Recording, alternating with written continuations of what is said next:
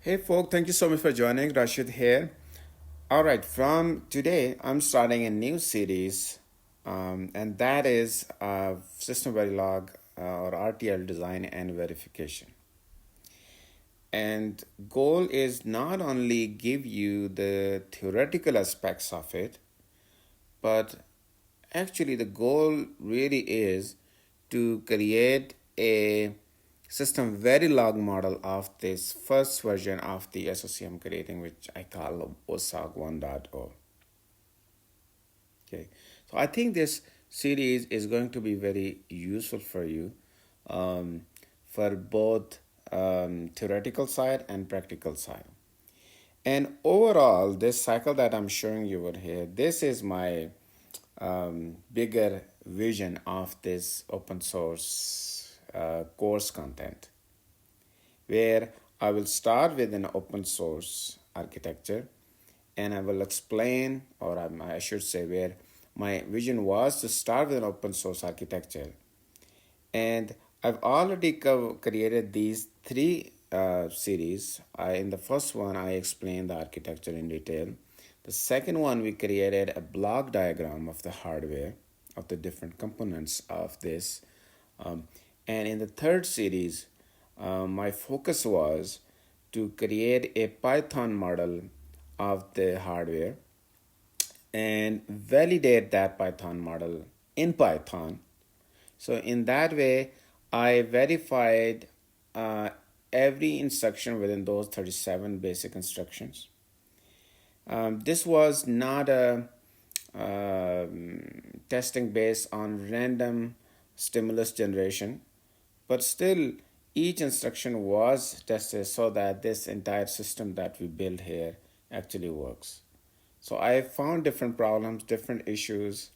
I changed hierarchy, I changed the partition, the block names, and all that. And all of that was super useful to be done in Python as opposed to be done later on here. Now, the cool thing is that with this model I have also the stimulus, what kind of ASM, and then convert them into hexadecimal type of file ready. And I also have the expected outcome there, which I gave to this, and I have a comparison to. My goal is to use exactly same system for this RTL design exercise here. Okay. So these three series covered. This is going to be the focus of this series. I will use SystemVerilog. Okay. The simulator I'm going to use that is Icarus Verilog. Um, we will do some basic testing in SystemVerilog, but my plan is to maybe have this model in SystemVerilog, which is a synthesizable model, but actually create a Python based testing around that. So we'll see how that goes. A lot of things are open to me. I have a plan. Let's see how that plan goes out, and if we need to make some changes to it, we will do that. Okay. Um, then once we have a model of SystemVerilog, which is properly tested, may not be UVM at this stage in this first season of this entire course content, but properly tested so that then we can get into synthesis, place and route, and rest of the things in physical design. So architecture is open source. We will use the tools open source simulator. Then we will use open source synthesis and place and route and timing tools. Okay. Goal is to create a GDS. I mean, have a course content which focuses really here.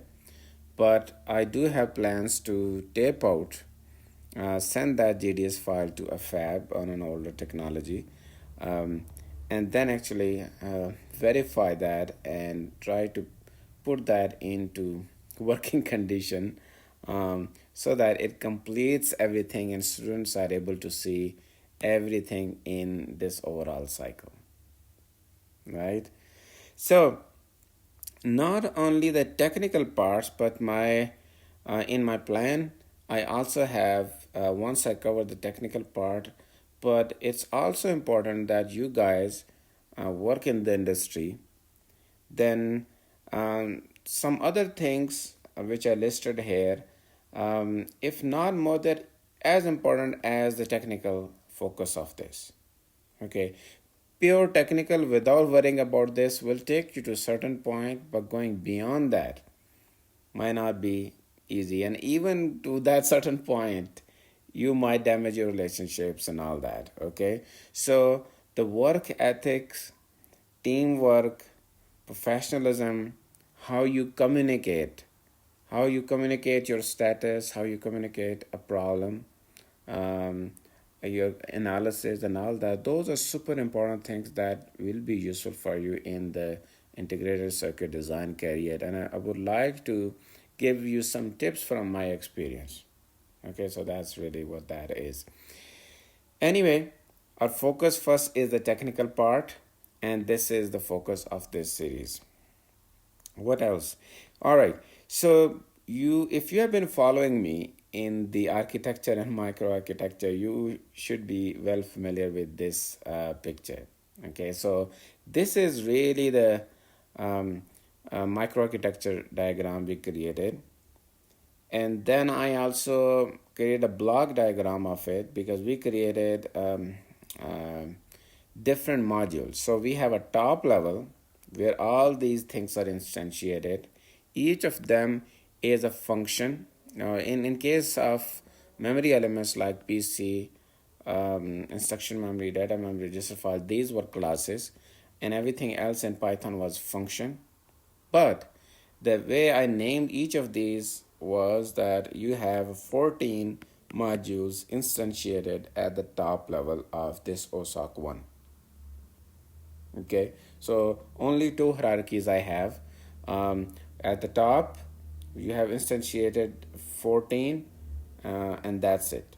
Everything within them is there's no further module there. There's no 3-4 modules. All right, instantiating or from the instance point of view. That's important. All these ones they have some are simpler, others are complex, but we will create a SystemVerilog equivalent of each of these, and we will connect them exactly this way. And then we will simulate it, and then we in the later stages then we will do a synthesis and all that. Okay. So yeah, that's the thing. I think let's stop this video here. The intention was to give you a high level where we are, what I want to do with this series, and then from the next time we will start looking into some of the other things. So first we will cover SystemVerilog basics, so you have some idea of it, and maybe I will start with the Icarus Verilog simulator as well. We will simulate some simpler circuit, but eventually we will have to implement all of this. So I think this will be super fun, and I'm sure you will learn a lot.